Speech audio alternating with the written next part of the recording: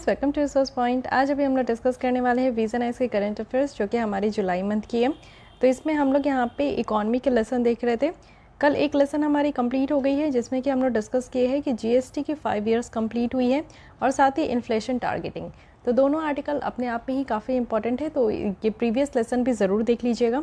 आज स्टार्ट करेंगे Indian rupee depreciation के साथ, जो कि बहुत ही उम्दा आर्टिकल है। इट मीन्स कि इसमें बहुत ही अच्छी तरीके से समझाया गया है, हर एक पॉइंट आपके सामने क्लियर करते हुए चलूँगी। साथ ही यहाँ पे फाइनेंशियल सर्विस इंस्टीट्यूशन ब्यूरो है, तो इसके बारे में देखेंगे। और फिर उसके बाद ईज़ ऑफ डूइंग बिजनेस है। तो अगेन आपको पता है कि वेरी वेरी इंपॉर्टेंट ये रिपोर्ट होती है वर्ल्ड बैंक की, जिसके ऊपर यूपीएससी प्रीलिम्स में ऑलरेडी 2 बार क्वेश्चन पूछे जा चुके हैं। तो चलिए स्टार्ट करते हैं आज की लेसन, जो कि है इंडियन रुपी डेप्रिसिएशन के साथ। और इन्फ्लेशन टारगेटिंग तो हम लोग ने डिस्कस कर लिया था। चलिए स्टार्ट करते हैं आज की आर्टिकल, जो कि है इंडियन रुपी डेप्रिसिएशन। तो ये पहले समझते हैं कि न्यूज़ में क्यों है। देखिए, Indian rupee slide and boost forex inflows. ठीक है, स्टीम, 2 वर्ड आपको देखने को मिलेगा, स्टीम इंडियन रुपी स्लाइड और बूस्ट फॉरेक्स इनफ्लोज। तो आरबीआई के द्वारा कुछ नॉर्म्स जो है वो फॉरेन इन्वेस्टर्स के लिए यहाँ पे रिलैक्स किया गया है। किस चीज़ में? तो डेट में, एक्सटर्नल कमर्शियल बोरोविंग में और नॉन रेसिडेंट जो इंडियन की डिपॉजिट्स है उसमें। तो एक एक करके बात समझने का कोशिश करेंगे। पहले तो आप समझो कि इंडियन रुपी डेप्रिशिएट हो गया। It means what? It means कि यहाँ पे आप देखोगे जब भी हम लोग करेंसी को कंपेयर करते हैं तो जो ग्लोबल लेवल पे करेंसी एक्सेप्टेबल है वो है डॉलर। तो डॉलर के कंपैरिजन में हम लोग हर एक कंट्री की करेंसी को देखते हैं कि उसकी क्या वैल्यू है। आज के डेट में आप देखोगे कि $1 के बराबर आज के डेट में आपका हो चुका है 79 रुपीज़। ठीक है, लेकिन एक टाइम था जब $1 के बराबर आप देखोगे तो कितना था? ये था 60 रुपीज़ था, बहुत ही कम। एक समय था जब $1 के बराबर 1 रुपीज़ भी था। तो आप समझ सकते हो कि आप कुछ भी अगर परचेज़ कर रहे हो तो डॉलर में आपको एक ही डॉलर देना पड़ेगा, लेकिन अगर आप रुपीज़ में दे रहे हो तो आपको ज़्यादा खर्च करने पड़ेंगे। इट मीन्स कि यहाँ पे इंडिया का लॉस होता है जब भी हम लोग यहाँ पे रुपीज़ में यहाँ पे एक्सपोर्ट इंपोर्ट या करते हैं या फिर कुछ भी परचेज़ करते हैं। तो इसलिए ये कहा जा रहा है कि हमारी जो इंडियन रुपीज़ है वो डॉलर के कंपैरिजन में डिप्रिशिएट हो रही है। इट मीन्स की वैल्यू और ज़्यादा हमारी गिरते जा रही है। ठीक है, अब यहाँ पे देखते हैं कि जो इंटेंस यहाँ पे इन्फ्लेशन है, इन्फ्लेशन जो हम लोग टारगेटिंग कल देखे थे उसी के पर्सपेक्टिव में ये भी लेसन आपको देखने को मिलेगा। जब आप एक बार समझ जाओगे कि इन्फ्लेशन अभी क्यों चल रहा है और टारगेटिंग यानी कि कितना टारगेट किया गया है और क्यों हम लोग इसको अचीव नहीं कर पा रहे हैं, तो उसके बाद आप लोग ये आर्टिकल भी अच्छे से समझ पाओगे। तो जैसे कि आप देखो कि इन्फ्लेशन कहाँ कहाँ है। इन्फ्लेशन कहने का मतलब है कि महंगाई। तो महंगाई आपको देखने को मिलेगा कि फूड में है। फूड की वैल्यू आप देखो, खाने पीने के जो भी पदार्थ है उसकी वैल्यू बहुत हाई हो चुकी है। फ्यूल प्राइस आप देख रहे हो कि 107 रुपीज़ पर लीटर आज की डेट में आपको पेट्रोल देखने को मिलेगा। चाहे डीजल हो चाहे सीएनजी हो, सबकी रेट बहुत ज़्यादा बढ़ चुकी है। रिस्क ऑफ रिसेशन है यूएसए में। ठीक है, रिसेशन कहने का मतलब है कि कंटिन्यूस जो कुछ क्वार्टर है उसमें इकॉनमिक ग्रोथ डाउन होते जा रहे हैं और इसी के कारण आप देखो कि कुछ आउटफ्लोज पोर्टफोलियो यहाँ पे रिकॉर्ड किए गए हैं। और लास्ट 4 इयर्स में जैसे कि आप देखो कि हिस्टोरिक लो है यानी कि 80 पर डॉलर मार्क किया गया है जुलाई में। इट मीन्स कि जुलाई मंथ में ये देखा गया है कि $1 इज इक्वल टू हमारी रुपीज़ की वैल्यू 80 हो चुकी है, जो कि अब तक का सबसे लोएस्ट है। फाइन। फिर उसके बाद देखिए currently it is lower than over 20% fall, क्योंकि रिसेशन जो 2008 में आया था उस समय रिसेशन था, ग्लोबल क्राइसिस आ चुकी थी, पैसे की भारी कमी हो चुकी थी। उसको कंपेयर करके हम लोग अभी का पेंडेमिक का सिचुएशन देखते हैं या फिर 2022 का भी जो सिचुएशन देखते हैं उसको हम लोग कंपेयर करते हैं 2008 की रिसेशन के साथ। तो ये बहुत ही ज़्यादा लोअर है, यानी कहा जा रहा है कि 20% फॉल किया है। और साथ ही साथ ओवर 11% जो है ये भी देखने को मिलेगा टेपर टैंट्रम जो 2013 में हुई थी। तो ये जो टेपर टैंट्रम है, टेपर टैंट्रम कहने का मतलब है कि 2013 में एक ऐसा सिचुएशन आया था जब अगेन हमारी इंडियन रुपीज़ काफ़ी हद से ज़्यादा डिप्रिशिएट हो गई थी। इतना ज़्यादा डिप्रिशिएशन हो गया था, इट मीन्स कि डॉलर के कंपैरिजन में जो रुपीज़ की वैल्यू है वो इतना ज़्यादा डाउन हो गया था कि जो इन्वेस्टर्स हैं तो वो अपने पैसे को पुल आउट करने लगे थे इंडिया से। आपको पता है इन्वेस्टर्स आते हैं तो मनी आता है, काफ़ी चीज़ें आती है हमारे देश में, एक डेवलपमेंट होता है। बट वही इन्वेस्टर्स एक मीट डेवलपमेंट में अपनी मनी को अगर पुल आउट कर दें हमारे देश में तो उनका भी लॉस होता है और कहीं ना कहीं हमारी जो इकॉनमिक है उसमें भी काफ़ी बुरा असर पड़ता है। तो ये काम होने लगा था। तो ये देखने को मिल रहा है कि 20% से भी फॉल हो चुका है जब 2018 का रिसेशन आया था 8 का, एंड 11% जो कि टेपर टैंट्रम था उससे भी ज़्यादा हमारी आज की डेट में रुपीज़ की वैल्यू डिप्रिशिएट हो चुकी है। इनफैक्ट आप अदर करेंसीज़ भी देख सकते हो, जैसे कि कुछ स्ट्रॉन्ग करेंसीज़ है like euro and British pound है, इनमें भी बहुत ज़्यादा अफेक्टेड देखने को मिला है इस टाइम पे। फॉर एग्जांपल फर्स्ट टाइम 20 साल में देखने को मिला है कि जो यूरो डॉलर एक्सचेंज रेट है वो इक्वल हो गया था जुलाई 2022 में। तो ये भी एक आप कह सकते हो कि ऐसी एक कंडीशन अराइज हो चुकी थी जो आज तक नहीं हुई है। तो अब समझते हैं कि एक्सचेंज रेट क्या होता है और इसके इन्फ्लुएंस करने वाले कौन कौन से फैक्टर्स होते हैं। देखिए, एक्सचेंज रेट यानी कि एक करेंसी की जो प्राइस है वो दूसरे करेंसी के टर्म्स में कितनी प्राइस है। जैसे कि आप यहाँ पे डॉलर देख रहे हो और रुपीज़ देख रहे हो, तो हम लोग कहेंगे कि एक्सचेंज रेट कितना है। इट मीन्स कि $1 के कंपैरिजन में रुपीज़ की वैल्यू कितनी हो रही है, उसको हम लोग एक्सचेंज रेट कहते हैं। तो एक्सचेंज रेट दो तरीके का, या तो ये फिक्स्ड भी हो सकता है या तो फ्लोटिंग भी हो सकता है। फिक्स्ड कहने का मतलब है कि जो 2022 में यहाँ पे एक्सचेंज रेट है वही आपको 2032 में भी देखने को मिलेगा। बट फ्लोटिंग कहने का मतलब है कि हाँ, ये फ्लोट हो रही है, इसकी रेट 2022 में कुछ और है और इट मे बी इंक्रीज और डिक्रीज इन 2032। ओके, तो ये दो तरीके का होता है। फ्लोटिंग यानी कि जो यहाँ पे फ्लेक्सिबल एक्सचेंज रेट है वो यहाँ पे फॉरेन एक्सचेंज मार्केट या फिर फॉरेक्स जो है उसी के तहत इसको डिटरमाइन किया जाता है। लेकिन इंडिया में अगर हम लोग बात करें तो एक्सचेंज रेट मैनेजमेंट जो है वो यहाँ पे फिक्स्ड एक्सचेंज रेट रिजिम के थ्रू चलता है।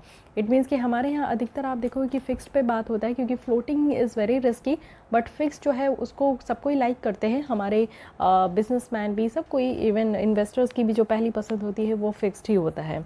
साथ ही आप देखो कि जो आरबीआई का रोल है और सेंट्रल गवर्नमेंट का रोल है इस तरीके से इस एक्सचेंज रेट में इंटरवीन करने का, तो वो काफ़ी लिमिटेड है। फाइन। इसके अलावा हम लोग देखते हैं कि क्या क्या फैक्टर्स है जिसके थ्रू हम लोग देख पाते हैं कि एक्सचेंज रेट जो है वो इन्फ्लुएंस हुआ है। तो सबसे पहले rate of interest. It means कि हाई इंटरेस्ट क्या करता है कि फॉरेन इन्वेस्टर्स को अट्रैक्ट कर सकता है। इट मीन्स कि ज़्यादा से ज़्यादा अगर इन्वेस्टर्स को इंटरेस्ट मिलेगा तो ऑब्वियस है कि वो इन्वेस्ट करना चाहेंगे किसी भी कंट्री में। साथ ही इन्फ्लेशन रेट है। फॉर एग्जांपल आप देखो, जो अगर ज़्यादा इन्फ्लेशन हुआ तो इट मीन्स कि बाहर के जो इन्वेस्टर्स है वो हमारे यहाँ इन्वेस्ट नहीं करना चाहेंगे, क्योंकि उनको ज़्यादा पूंजी देना पड़ेगा, ज़्यादा पैसा लगाने पड़ेंगे ना, तो फिर उन्हीं का लॉस है अल्टीमेटली। साथ ही पॉलिटिकल स्टेबिलिटी है। आप देखो कि अगर पॉलिटिकल स्टेबिलिटी है हमारे यहाँ, आप देखते हो कि कहीं भी आपको ज़्यादा प्रॉब्लम देखने को नहीं मिलता है। क्यों? क्योंकि हमारे यहाँ पार्लियामेंट्री फॉर्म ऑफ गवर्नमेंट है और इसमें क्या है कि आप देखो हर 5 साल में एक जनरल इलेक्शन होता है जिसमें कि हमारे पीएम चुनकर आते हैं, ठीक है, एक वोटिंग के थ्रू। तो यहाँ पे स्टेबिलिटी है, अगर कोई भी पार्टी चुनकर आते हैं तो वो आराम से जो है अपना सत्ता छोड़ के दूसरे को दे देते हैं। तो यहाँ पे आप देखो कि इससे क्या होता है कि एक इन्वेस्टमेंट प्रोटेक्शन होता है। साथ ही गवर्नमेंट डेट है कि सरकार की कितनी यहाँ पे जो है कर्ज है, तो जितना ज़्यादा हाई डेट होता है तो इससे आपको देखने को मिलेगा कि फिस्कल कंसोलिडेशन है। जिस कंट्री की सरकार के पास ज़्यादा डेट लिया हुआ है, ज़्यादा कर्ज है, तो वहाँ पे भी इन्वेस्टर्स का इंटरेस्ट नहीं होता है इन्वेस्ट करने का। साथ ही एक्सपोर्ट इंपोर्ट अगर देखें तो ये हायर एक्सपोर्ट जो है, अगर ज़्यादा से ज़्यादा हम लोग एक्सपोर्ट करेंगे प्रोडक्ट का तो इससे हमारी करेंसीज़ की जो है यहाँ पे डिमांड बढ़ेगा। लेकिन अगर कम से कम हम एक्सपोर्ट करेंगे तो हमारी करेंसी का डिमांड नहीं बढ़ेगा, हमारी करेंसी इवन रिकॉग्नाइज भी नहीं हो पाएगी। साथ ही स्पेकुलेशंस की अगर हम लोग बात करें तो इन्वेस्टर्स प्रोजेक्शंस जो है वो फ्यूचर का अगर हम लोग देखें तो इससे क्या होता है कि डिमांड इन्फ्लुएंस होता है। ज़्यादा से ज़्यादा तो हमें डिमांड इन्फ्लुएंस करना है। अगर ज़्यादा से ज़्यादा हमारे प्रोडक्ट का और हमारे करेंसी वगैरह का डिमांड होगा तो ऑब्वियस है कि इन्वेस्टर्स हमारे देश में आकर इन्वेस्ट करेंगे ही।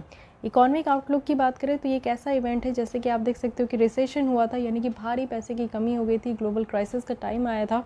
और इससे क्या होता है कि अगर रिसेशन हो तो अगेन जो है कोई भी इन्वेस्टर्स यहाँ पे इन्वेस्ट नहीं करना चाहते हैं।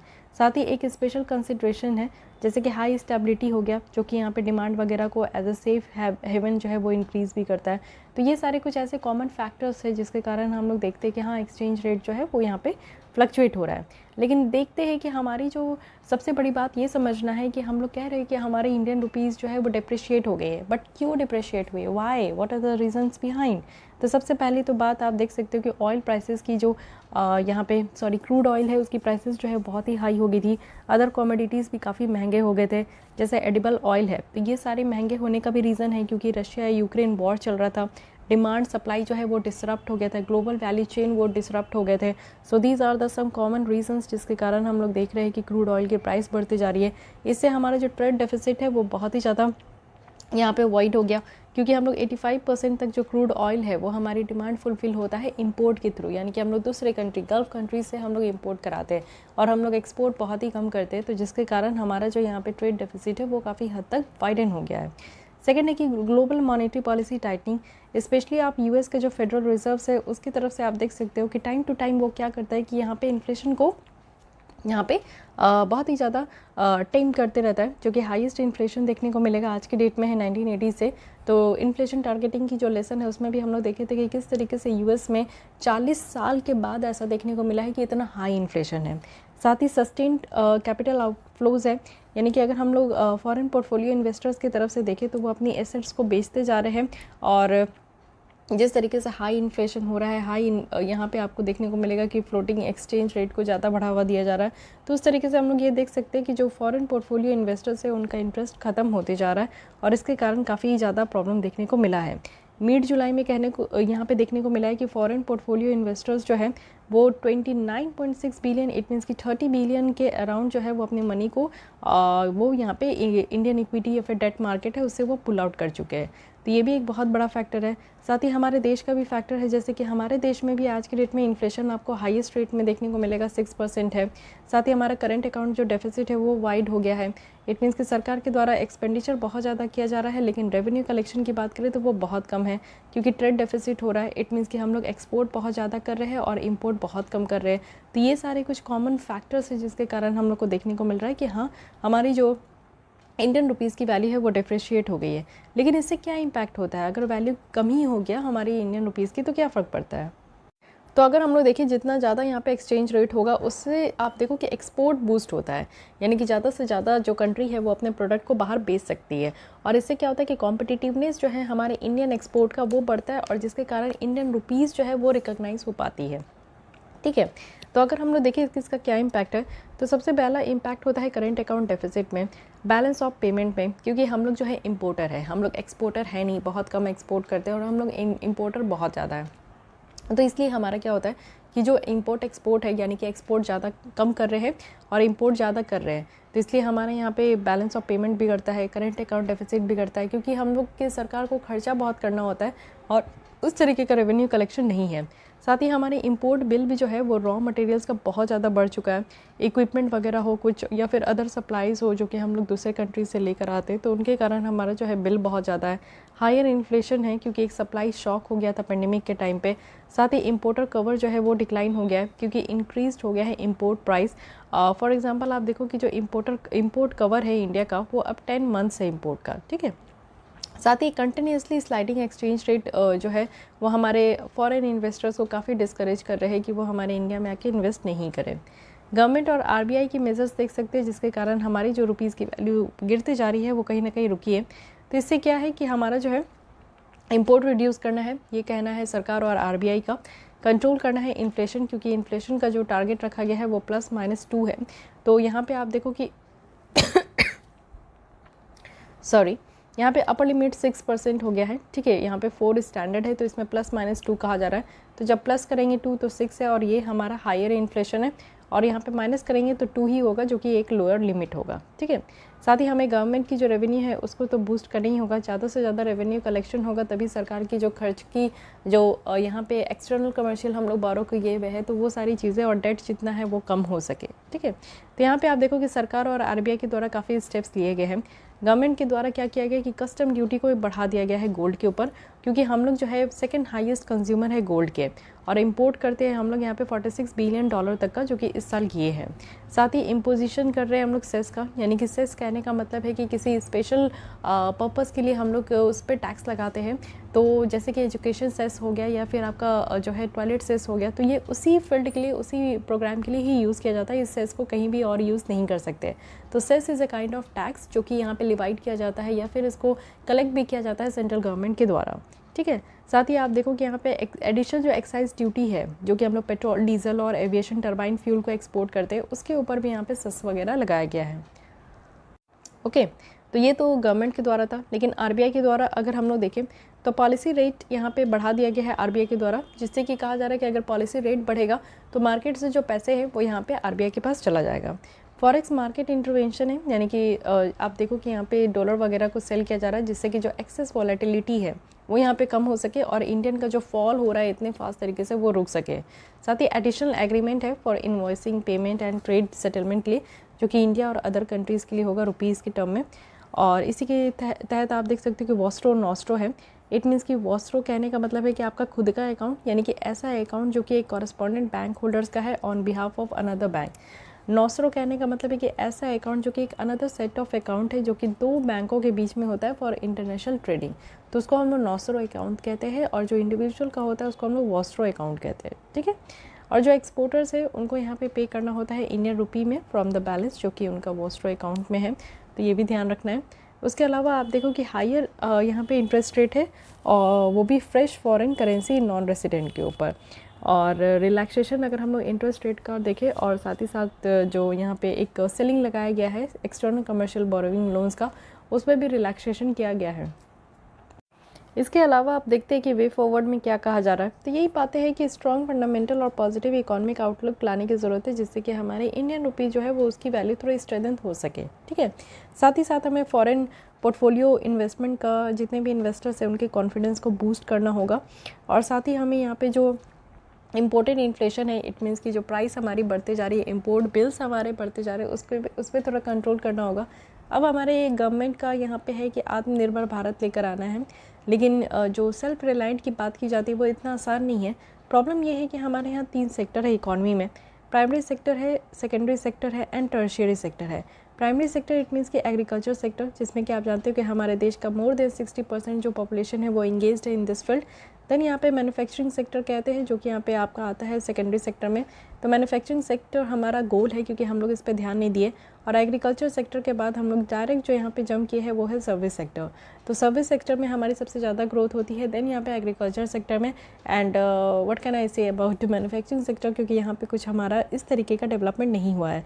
सो दैट्स वाई हम लोग दूसरे कंट्री के ऊपर बहुत ज़्यादा डिपेंडेंट होते हैं कि भैया बना बनाया चीज़ हमें दे दो, हम लोग सिर्फ खाएंगे, तो ये हमें प्रॉब्लम देखने को मिल रहा है। साथ ही जुडिशियस यूज़ करना है जो फॉरेक्स रिजर्व्स है। फॉरेक्स रिजर्व्स कहने का मतलब है कि जैसे कि दूसरे कंट्री की करेंसी, यूरोप की जैसे यूरो है, डॉलर है, पाउंड है, ठीक है, तो ये सारी करेंसी का हमारे देश में भी एक कलेक्शन होता है कि हम लोग यहाँ पे जो भी एक्सपोर्ट इंपोर्ट करते हैं तो उससे जो है यहाँ पे फॉरेक्स जो होता है यानी कि फॉरेन एक्सचेंज होता है उसके थ्रू हम लोग करते हैं।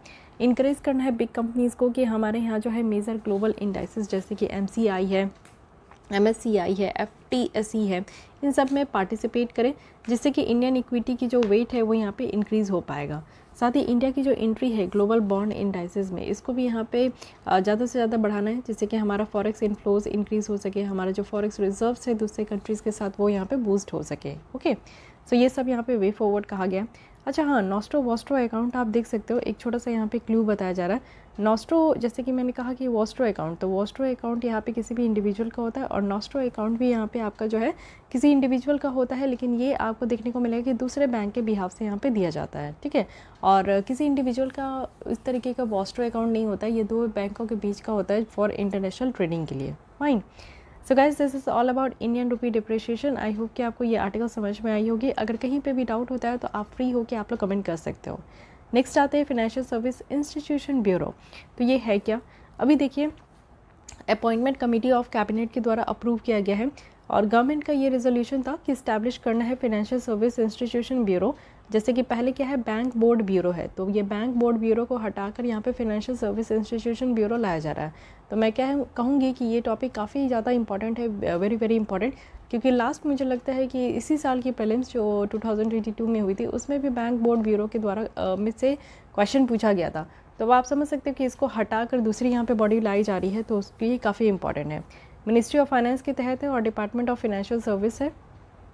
ओके, इसके तहत इसको सेटअप किया जाएगा और कुछ रिकमेंडेड पर्सन है फॉर अपॉइंटमेंट जो कि होल टाइम डायरेक्टर रहेंगे और नॉन एग्जीक्यूटिव चेयरपर्सन भी होंगे। Advice on certain other matters है जो कि यहाँ पे पर्सनल मैनेजमेंट को लेकर है इंस्टीट्यूशन में। साथ ही यहाँ पे कॉर्पोरेट जो गवर्नेंस है उसमें भी यहाँ पे एक्सेलेंस वगैरह प्रमोट करना है। और जिस तरीके से आप देखो कि जब ये फॉर्मेशन हो जाती है ये इंस्टीट्यूशन, तो सारे एसेट, इंटरेस्ट और जो लाइबिलिटीज़ है बैंक बोर्ड ब्यूरोज़ के, वो यहाँ पे ट्रांसफ़र कर दिए जाएंगे इस इंस्टीट्यूशन को, ठीक है। अब अदर फंक्शंस देखते हैं कि इसमें क्या एड ऑन फंक्शन किया गया है।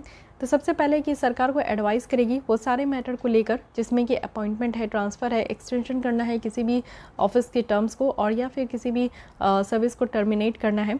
तो जैसा डायरेक्टर कहा जाएगा उसी तरीके से यहाँ पे काम करेंगे सरकार। साथ ही यहाँ पे सरकार को एडवाइस किया जाएगा इस इंस्टीट्यूशन के द्वारा कि कुछ डिज़ायर्ड मैनेजमेंट स्ट्रक्चर होना चाहिए बोर्ड लेवल पे फॉर पीएसबी, यानी कि पब्लिक सेक्टर्स बैंक के लिए, फाइनेंशियल इंस्टीट्यूशन के लिए। तो इन सब के लिए अगर कोई एक अलग से यहाँ पे मैनेजमेंट स्ट्रक्चर लेकर आना है तो वो भी यहाँ पे रिकमेंडेशन दिया जाएगा सरकार को। साथ ही एक डेटा बैंक यहाँ पे बिल्डअप किया जाएगा, जिसमें कि सारे डेटा जो कि पब्लिक सेक्टर बैंक्स के परफॉर्मेंस से रिलेटेड है या फिर फाइनेंशियल इंस्टीट्यूशन से रिलेटेड है, तो उनसे रिलेटेड जो भी यहाँ पे डेटा है वो सब यहाँ पे आपका लिंक किया जाएगा। साथ ही सरकार को और भी एडवाइस दी जाएगी कि कैसे यहाँ पे कोड ऑफ कंडक्ट और एथिक्स यहाँ पे फॉर्मुलेट करना है डायरेक्टर के लिए, जो कि यहाँ पे पब्लिक सेक्टर्स बैंक में है, फाइनेंशियल इंस्टीट्यूशन में है, पीएसआई वगैरह में भी है। तो उनके जो डायरेक्टर है उनके लिए क्या कोड ऑफ कंडक्ट, वो यानी कि वो किस तरीके से काम करेंगे और उनके लिए क्या एथिक्स होना चाहिए, ये सारी चीज़ें यहाँ पे एडवाइस किया जाएगा सरकार को इस इंस्टीट्यूशन के द्वारा। साथ ही यहाँ पे पब्लिक सेक्टर्स बैंक है, ये फाइनेंशियल इंस्टीट्यूशन है, पीएसआईज है, तो इनको भी हेल्प किया जाएगा in terms of developing business strategy, कि वो अपने बिजनेस को किस तरीके से डेवलप कर सकते हैं। तो ये सारे यहाँ पे कुछ एक कॉमन फंक्शंस है जो कि इस इंस्टीट्यूशन के द्वारा किया जाएगा। अब इससे ज़्यादा इंपॉर्टेंट यहाँ पे बीबीबी है, यानी कि बैंक बोर्ड ब्यूरो है। इसके बारे में सारे स्टैटिक पॉइंट्स आपके सामने क्लियर होना चाहिए। सबसे पहले जो इसकी फॉर्मेशन है 2016 में हुई है, as an autonomous recommendatory body है, कि ये रिकमेंड करते हैं। तो यही काम यहाँ पे इस इंस्टीट्यूशन के द्वारा भी किया जाएगा कि सरकार को रिकमेंड करेंगे, एडवाइस करेंगे। ठीक है, साथ ही आप देखो कि ये किस कानून के तहत बनाया गया था। तो nationalised bank management and miscellaneous provision scheme 1980 है। ये रिकमेंड किया गया था पीजे नायक कमेटी के द्वारा, और ये भी ध्यान रखना है। साथ ही इसको इस्टेब्लिश किया गया था कि जिससे कि आप देखो कि पब्लिक सेक्टर्स बैंक की जो गवर्नेंस है वो इम्प्रूव हो सके, यानी कि पीएसबीज वगैरह आप देखो जिस तरीके से काम कर रहे हैं उनमें अगर कोई लूप होल है तो उसको दूर करने का और इसमें जो है बेटर तरीके से ये काम कर सके, उसके लिए लाया गया है। बैंक बोर्ड ब्यूरो की बात करें तो ये 7 पॉइंट स्ट्रैटेजी जो इंद्रधनुष मिशन है उसी का ये पार्ट है, और जिसका एम है यहाँ पे कि पब्लिक सेक्टर्स बैंक को फिर से रिवैम्प करनी है। ओके, उसके बाद समझते हैं कि कंपोजिशन क्या है फाइनेंशियल नाम क्या है फाइनेंशियल सर्विस इंस्टीट्यूशन ब्यूरो का। तो इसकी अगर कंपोजिशन की बात करें तो सबसे पहले चेयरपर्सन होंगे। चेयरपर्सन भी यहाँ पे सेंट्रल गवर्नमेंट के द्वारा ही नॉमिनेट किए जाएंगे। और कैसे होंगे लोग यहाँ पे, तो चेयरपर्सन वही होंगे जो कि ऑलरेडी यहाँ पे बैंकिंग सेक्टर से रिटायर्ड ऑफिशियल होंगे, या फिर कोई बिजनेस पर्सन होंगे, या फिर रिप्यूट होंगे जिनका सफिशिएंट नॉलेज होगा फाइनेंशियल सेक्टर में, या फिर वैसे पर्सन जिनका एटलीस्ट 25 ईयर्स का एक्सपीरियंस हो पब्लिक एडमिनिस्ट्रेशन में। ठीक है, तो ये 3 अगर फील्ड से यहाँ पे बिलोंग करते हैं तो उनको यहाँ पे नॉमिनेट किया जाएगा एज ए चेयरपर्सन। साथ ही ex officio member, ex officio कहने का मतलब है कि जहाँ पे एक्स लग गया इट मीन्स कि वो ऑलरेडी किसी और सर्विस में है, लेकिन अब इस सर्विस में काम करेंगे तो वो सिर्फ यहाँ पे कहते हैं कि सिर्फ काम करेंगे, ना कि मॉनेटरी बेनिफिट के लिए काम करेंगे। तो उनको यहाँ के लिए पैसे नहीं मिलेगा, पैसे जो सैलरी उनको मिलेगा वो यहाँ पे प्राइमरी वर्क के लिए मिलेगा। तो इसलिए ये जो है ऐसे एडिशनल वर्क इनको दिया जा रहा है। तो एक्स ऑफिसियो मेंबर में वो होंगे जो कि सेक्रेटरी इंचार्ज है डीएफएस के, डिपार्टमेंट ऑफ यहाँ पे फॉरेन सर्विस, और डिपार्टमेंट ऑफ पब्लिक इंटरप्राइजेज है, और chairman of insurance regulatory and development authority of India है, और डिप्टी गवर्नर है जो कि आरबीआई के हैं। तो इन सबको यहाँ पे एक्स ऑफिसियो मेंबर कहा जा रहा है। साथ ही 3 पर्सन होंगे जो कि उनके पास सब्जेक्ट मैटर का नॉलेज होगा, जो कि पीएसबी वगैरह से रिलेटेड है, फाइनेंशियल इंस्टीट्यूशन से रिलेटेड है, और 3 पर्सन होंगे जिनका कि सब्जेक्ट मैटर से रिलेटेड होगा, जो कि पीएसआई से रिलेटेड है। ठीक है, तो ये चीज़ें समझनी है। इससे पहले हम लोग आगे बढ़े, ये समझने की कोशिश करते हैं कि अभी अचानक से बीबीबी को रिप्लेस करने का आइडिया क्यों आया, क्या यहाँ पे रीज़न है। तो सबसे पहले ये रीज़न है कि स्लो अपॉइंटमेंट प्रोसेस है, यानी कि जो वेटेड एवरेज टाइम है यहाँ पे पीएसबी में जो रिकमेंड करने का, पोजीशन रिकमेंड करने का, तो 76 डेज़ है। बट आप लोग देखो कि काफ़ी ज़्यादा यहाँ पे डिले किया जाता है। इंश्योरेंस में यहाँ पे आपका 36 डेज़ है, और फाइनेंशियल इंस्टीट्यूशन में 189 डेज़ है। बट इतना डेज़ को फॉलो नहीं किया जाता, इससे डबल और ट्रिपल हो रहा है। तो एक बहुत ही स्लो अपॉइंटमेंट प्रोसेस जो है बैंक बोर्ड ब्यूरो में चल रहा है। साथ ही लीगल हर्डल्स भी है इनके पावर और जुरिस्डिक्शन को लेकर, जैसे कि दिल्ली हाई कोर्ट के द्वारा लास्ट ईयर ही ये कहा गया था कि बैंक बोर्ड ब्यूरो जो है वो यहाँ पे जनरल मैनेजर को सेलेक्ट नहीं कर सके, और डायरेक्टर्स को भी नहीं कर सके जो कि स्टेट रन जनरल इंश्योरेंस के हैं। तो ये भी एक कॉम्पिटेंट बॉडी नहीं है, ऐसा कहा गया था दिल्ली हाई कोर्ट के द्वारा। साथ ही लैक ऑफ एटोनॉमी है, यानी कि ऑटोनॉमी है, यानी कि यहाँ पे आप देखो कि बैंक बोर्ड ब्यूरो जो है वो स्वतंत्र तरीके से कोई काम नहीं कर पाता है। इसके ऊपर आप देखो कि सरकार की हमेशा नज़र होती है और सरकार जो है हमेशा अपने जो अथॉरिटी है उसको एक्सरसाइज करते ही रहते हैं पब्लिक सेक्टर्स बैंक के ऊपर एज ए क्रेडिट एक्सपेंशन और इवन अपॉइंटमेंट भी जो कि चेयरमैन का होता है। तो ये सारे कुछ यहाँ पे रीजंस है जिसमें कि आप देख सकते हो कि बैंक बोर्ड ब्यूरोज़ को यहाँ पे अब जो है रिप्लेस किया जा रहा है। ओके, अब यहाँ पे समझते हैं इसका क्या सिग्निफिकेंस है जो फिनेंशियल सर्विस यहाँ पे बनाया जा रहा है इंस्टीट्यूशन ब्यूरो। तो इससे क्या है कि चलिए I hope we will hope कि यहाँ पे जो टाइम टेकन है अपॉइंटमेंट का वो रिड्यूस हो सके, क्योंकि इम्प्रूवमेंट होगा प्रोसेस का, स्क्रूटनी वगैरह का, तो ये भी है। और अच्छे से अच्छे टेक्नोलॉजी को भी यहाँ पे इस्तेमाल किया जाएगा। साथ ही बेटर ह्यूमन रिसोर्स मैनेजमेंट भी है। इस इंस्टीट्यूशन ब्यूरो से ये होगा कि एक रोबोस्ट लीडरशिप सक्सेशन प्लान यहाँ पे डेवलप हो पाएगा फॉर क्रिटिकल पोजीशन, जिससे कि जो फ्यूचर में आगे आने वाले दिनों में यहाँ पे और भी बेटर तरीके से यहाँ पे परफॉर्मेंस मैनेजमेंट सिस्टम निकल कर आए। साथ ही यहाँ पे जो कॉर्पोरेट गवर्नेंस है वो भी इम्प्रूव होगा। आप देखो कि जिस तरीके से सरकार को एडवाइस किया जाता है कि यहाँ पे कोड ऑफ कंडक्ट बनाए, एथिक्स बनाए for the whole time director के लिए, तो इससे क्या होगा कि इनका जो कॉर्पोरेट गवर्नेंस है वो इम्प्रूव हो पाएगा। साथ ही सिलेक्शन प्रोसेस में भी यहाँ पे आप ट्रांसपेरेंसी निकल कर आएगी। जो प्रमोशन है, रिक्रूटमेंट है, तो ये आप जानते हो कि सरकार की ही मर्जी में या फिर सरकार जो चाहता है वही होता है। तो जो बैंक बोर्ड ब्यूरो है अब यहाँ पे फिनेंशियल सर्विस इंस्टीट्यूशन ब्यूरो बन चुके हैं, तो इनका एम है कि यहाँ पे जो रेड टैप है, इट मीन्स कि अपने ही लोगों को घुसाना और रेड टैपेस में चलते आ रहा है, इट मीन्स कि पैरवी के थ्रू लाना और प्रमोट करना लोगों को on the basis of merit. तो ये सारा काम करने के लिए यहाँ पे इस इंस्टीट्यूशन को लाया गया है। Okay fine, so this is all about this article. ये काफ़ी इंपॉर्टेंट है, फिनेंशियल सर्विस इंस्टीट्यूशन ब्यूरो, इसको आपको पता होना चाहिए कि ये जो है बीबीबी को रिप्लेस करके लाया गया है। अब आते एक और आर्टिकल देख लेते हैं जो कि ईज़ ऑफ डूइंग बिजनेस है। तो फिलहाल ये न्यूज़ में इसलिए है क्योंकि यूनियन मिनिस्ट्री ऑफ फाइनेंस जो है इनके द्वारा 5th असेसमेंट रिपोर्ट यहाँ पे रिलीज़ किया गया है और इसी में ये इसके बारे में अब हम लोग देखेंगे कि क्या क्या यहाँ पे बातें बताई जा रही है। तो सबसे पहले अगर हम लोग देखें तो जो यहाँ पे बिजनेस रिफॉर्म एक्शन प्लान है, इनके द्वारा ये जो है प्रिपेयर किया गया है department for promotion of industry and internal trade है। तो इनके द्वारा ये प्रमोट किया जा रहा है, प्रिपेयर किया गया है 2014 से ही, जिसमें कि ये देखा जाता है कि कितना अच्छा रिफॉर्म्स किया जा रहा है कंट्री में। तो इसमें जो है स्टेट और यूनियन टेरिटरीज़ को टॉप एक्चीवर एस्पायरर इमर्जिंग बिजनेस इकोसिस्टम इस तरीके से इसको कैटेगराइज किया गया है। साथ ही आप देखो कि कुछ और भी एरिया है जैसे कि एक्सेस टू इन्फॉर्मेशन। अगर किसी भी बिजनेसमैन को स्टार्ट करना है अपनी बिजनेस और इसके लिए कुछ इन्फॉर्मेशन चाहिए तो इन्फॉर्मेशन उनको कितने दिन में मिलता है। सिंगल विंडो सिस्टम है, लेबर वगैरह है, सेक्टोरल रिफॉर्म है, reform spanning across a life cycle of business. तो ये सारे ऐसे कुछ यहाँ पे पैरामीटर्स हैं जिसके बेसिस पे यहाँ पे इसको मेजर किया जाता है। अब इसका ऑब्जेक्टिव क्या है? ऑब्जेक्टिव यही है कि जो भी इन्वेस्टर्स इन्वेस्ट करते हैं हमारे देश में उनकी कॉन्फिडेंस को बूस्ट करना है। साथ ही बिजनेस फ्रेंडली क्लाइमेट होनी चाहिए और ईज़ ऑफ डूइंग बिजनेस, यानी कि आप समझो कि जो बिजनेसमैन है उनको कहीं से भी हर्डल फेस नहीं करे किसी भी तरीके का बिजनेस स्टार्ट करने के लिए या फिर बिजनेस करने के लिए वो हर्डल फेस ना करे। ठीक है, अब यहाँ पे इनकी रैंकिंग देख लेते हैं। टॉप अचीवर में इस बार जो भी यहाँ पे स्टेट है उनमें आप देख सकते हो आंध्र प्रदेश, गुजरात, तेलंगाना है। अचीवर में यहाँ पे हिमाचल प्रदेश, मध्य प्रदेश, महाराष्ट्र है।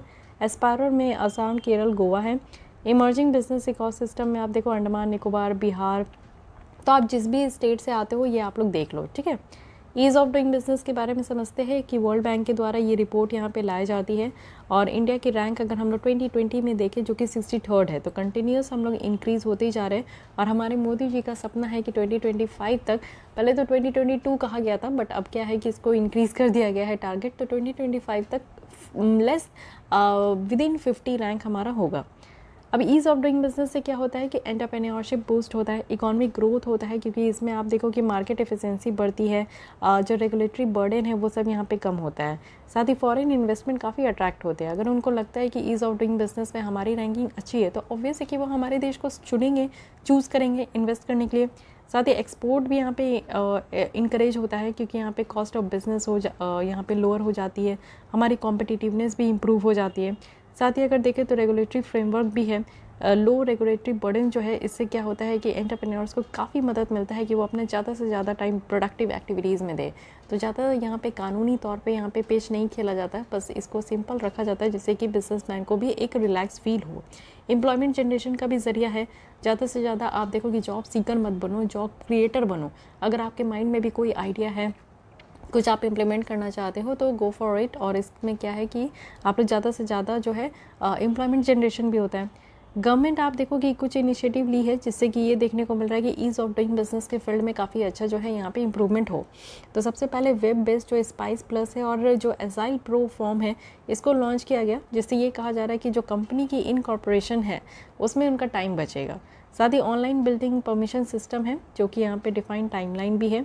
साथ ही डेडिकेटेड कमर्शियल कोर्ट है दिल्ली मुंबई में, और एक मॉडर्न इंसॉल्वेंसी रिज्म है जो कि इंसॉल्वेंसी एंड बैंक्रप्सी कोड के थ्रू ही है, जिससे कि ये कहा गया कि इंसॉल्वेंसी रिजोल्यूशन जो है इट मीन्स कि ऐसी कंपनी जो कि ह्यूज डेट में जा चुकी है और उनका दिवालिया निकल चुका है, अब वो इस कंडीशन में नहीं है कि वापस से रीपेमेंट करे, तो उनको उस तरीके के कंपनी को रिजॉल्व करने का भी यहाँ पे फंडा लाया गया है।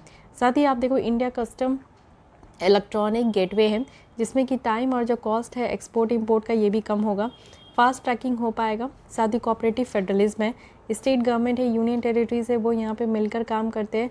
और कुछ जो टैक्सेशन रिफॉर्म्स है जैसे कि जीएसटी है वो लाया गया, जिससे कि आप देखो कि इन्वेस्टर्स को यहाँ पे बिजनेसमैन को जो है यहाँ पे फ़ायदा मिले कि वन नेशन वन टैक्स है, उनको ज़्यादा जो है टैक्स स्लैब में फंसने की ज़रूरत नहीं है। तो ये सारा काम किया गया है। साथ ही रिड्यूस किया गया है नंबर ऑफ़ डेज़ जो जिसमें इलेक्ट्रिसिटी कनेक्शंस की ज़रूरत थी। तो पहले 2014 में जो है 105 डेज़ लग जाता था किसी भी कंपनी को इलेक्ट्रिसिटी कनेक्शन लेने में, लेकिन आज के डेट में 2019 में आप देखो तो 53 डेज़ ही है। तो ये भी बात है। लेकिन अभी भी आप देखो ईज़ ऑफ डूइंग बिजनेस के रिफॉर्म में चैलेंजेस है। सबसे पहले ऑपरेशनल चैलेंजेस है, तो इसमें क्या है कि आज भी हमारा देश जो है क्रिटिकल पैरामीटर में टोटल 10 पैरामीटर्स है यहाँ पे ईज़ ऑफ डूइंग बिजनेस का। तो दिस इज़ योर होमवर्क कि आप लोग यहाँ पे सर्च करो कि व्हाट आर द 10 पैरामीटर्स, और वो पैरामीटर्स को आपको कमेंट बॉक्स में लिखनी है। साथ ही अनसर्टेन पॉलिसी इन्वायरमेंट है। हमारे यहाँ आपको पता है कि किसी भी पॉलिसी को लॉन्च कर दिया जाता है, लेकिन अगर उसको ग्राउंड लेवल पे इम्प्लीमेंट करने के लिए कहा जाए तो वो इतना फिजिबल नहीं होता है। इंफ्रास्ट्रक्चर बॉटलनेक है। हमारे यहाँ आप देखो सबसे ज़्यादा जो प्रॉब्लम है वो इंफ्रास्ट्रक्चर के फील्ड में ही है कि इंफ्रास्ट्रक्चर की बहुत ज़्यादा कमी देखने को मिलती है। अदर कंसर्न भी है जैसे कि पावर शॉर्टेज है, करप्शन है, गवर्नमेंट इश्यूज़ है। तो ये सारे तो आपको साइड बाय साइड चलते हुए देखने को मिलेगा ही, ये सारे है प्रॉब्लम। आइडियोलॉजिकल और प्रोसीजरल अगर इश्यूज़ देखें तो लिबर्टेरियन जो बाइसनेस है ईज़ ऑफ डूइंग बिजनेस का आइडिया को लेकर, तो ये बहुत ही ज़्यादा कैपिटलिस्ट जो व्यूज़ है उसको यहाँ पे अफेक्ट कर रही है। साथ ही एक्सेसिव फोकस किया जा रहा है ईज़ ऑफ डूइंग बिजनेस के। नेक्स्ट है one size fits all approach. जैसे कि आप देखते हो कि घर में अगर 5 मेंबर्स है और आप एक ही शूज़ ले और एक ही साइज़ की शूज़ ले और सारे 5 मेंबर्स को बोलो कि वही पहने, तो इज़ इट पॉसिबल कि 5 मेंबर्स को आपका एक ही साइज़ की शूज़ आ जाएगी? नो। ओके, तो वही काम यहाँ पे सरकार करती है कि एक ही जो 10 पैरामीटर्स है वो पूरे यूनियन टेरिटरीज़ और पूरे स्टेट्स में उसको लागू किया जाता है। हर एक स्टेट की अपनी प्रॉब्लम है, हर एक यूनियन टेरिटरीज़ की अपनी प्रॉब्लम, एडवांटेजेस डिसएडवांटेजेस है। तो उसको देखते हुए पॉलिसी लाने की ज़रूरत है, ना कि एक ही पॉलिसी लाओ और पैन इंडिया में इसको इम्प्लीमेंट करो। तो ये सारी कुछ प्रॉब्लम है। अब वे फॉरवर्ड में कहा जा रहा है कि गवर्नमेंट को इम्प्रूव करना होगा। कैसे? तो पहले टाइमलाइन क्लियर करें कि कंस्ट्रक्शन परमिट के लिए कितना टाइमलाइन दिया जा रहा है, इन्वायरमेंटल क्लियरेंस में कितना टाइम लगेगा। साथ ही इस्टेब्लिश करना है ज़्यादा से ज़्यादा कमर्शियल कोर्ट, जिसमें कि कोई भी अगर इश्यूज़ वगैरह है तो वो हाई कोर्ट में ना जाकर कमर्शियल कोर्ट में ही निपट जाए। साथ ही इंकरेज करना है स्टेट को कि आप यहाँ पे कॉम्प्रिहेंसिव यूनिफॉर्म बिल्डिंग कोड यहाँ पे इनेक्ट करें। साथ ही बिल्डिंग बाय लॉ एप्लीकेबल हो इंटायर स्टेट में। साथ ही डिजिटाइजेशन की बात की जा रही है कि जितने भी लैंड रिकॉर्ड है उनका यूनिक आईडी के साथ डिजिटाइज करना है, ऑनलाइन करना है और पब्लिकली ये अवेलेबल होना चाहिए, रिकॉर्ड्स ऑफ राइट जिसे ROR कहते हैं। तो ये देखो कि ज़मीनी विवाद ऐसी विवाद है जो कि नहीं ख़त्म होने वाली है। ओके, तो रिकॉर्ड्स ऑफ राइट को यहाँ पे मेंटेन करने की बात की जा रही है डिजिटाइजेशन के थ्रू। तो देखते हैं ये कब प्रोसेस होता है। This is very tough process. Okay, साथ ही यहाँ पे पॉलिसी इन्वायरमेंट को इम्प्रूव करना है, तो एक कॉम्प्रिहेंसिव पॉलिसी की बात की जा रही है जिससे कि एक क्लियर विजन हो, ठीक है, कि स्टेबल पॉलिसी इन्वायरमेंट है। साथ ही एक प्रॉपर इम्प्लीमेंटेशन भी इंश्योर करना है कानून का और फॉलो अप करना है जो भी यहाँ पे आपका ब्यूरोक्रेटिक हर्डल्स है, यानी कि जो भी बिजनेसमैन है अगर उनको बिज़नेस स्टार्ट करने में किसी भी तरीके की अगर परेशानी फेस हो रही है तो उन सबको हटाने के लिए भी यहाँ पे कानून होनी चाहिए।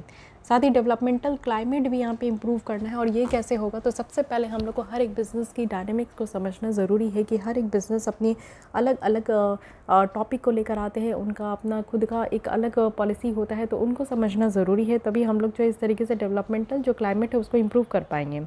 साथ ही एक कल्चर ऑफ लर्निंग इन्फ्यूज़ करना है स्टेट और यूनियन टेरिटरीज़ में, जो कि हर एक अदर बेस्ट प्रैक्टिसेस जो कि दूसरे कंट्रीज़ यहाँ पे लेकर आ रहे हैं तो उनसे हम लोग सीख सके, इस तरीके की हम लोग यहाँ पे बेस्ट प्रैक्टिसेस को इम्प्लीमेंट करने का कोशिश करें।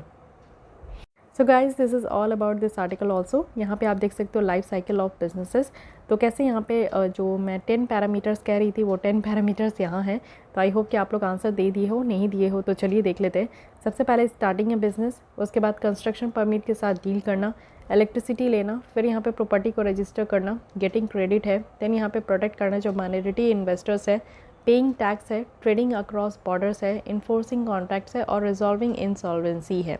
तो ये 10 यहाँ पे पैरामीटर्स है जिसके बेसिस में ईज़ ऑफ डूइंग बिजनेस में जो है हमारी रैंकिंग पब्लिश की जाती है। Okay, so guys I hope कि आपको ये तीनों आर्टिकल समझ में आए होंगे। फिर भी कोई डाउट, कोई सजेशंस रह जाता है तो आप लोग कमेंट कर सकते हैं, और इसी तरीके से मैं कोशिश करूँगी कि अब डेली बेसिस पे आपको यहाँ पे लेसन मिले, और अपडेटेड विजन आईएएस की भी जो मंथली मैगजीन है वो भी आप लोग के सामने यहाँ पे मैं लेकर आऊँगी बहुत ही जल्द। बट कुछ जो यहाँ पे टॉपिक्स है जो कि काफ़ी इंपॉर्टेंट है उसे कंप्लीट करने के बाद। Okay, so this is all for today. I hope you like this video. अगर आपको ये वीडियो अच्छी लगती है तो लाइक कीजिए। इसके अलावा आप लोग डेली बेसिस पे अगर विजन है इसकी इस तरीके से मंथली मैगजीन्स के साथ जुड़ना चाहते हैं तो आप लोग चैनल को सब्सक्राइब करके जुड़ सकते हो। मिलती हूँ कल इसी टाइम पे। आज के लिए बस इतना ही। Thank you.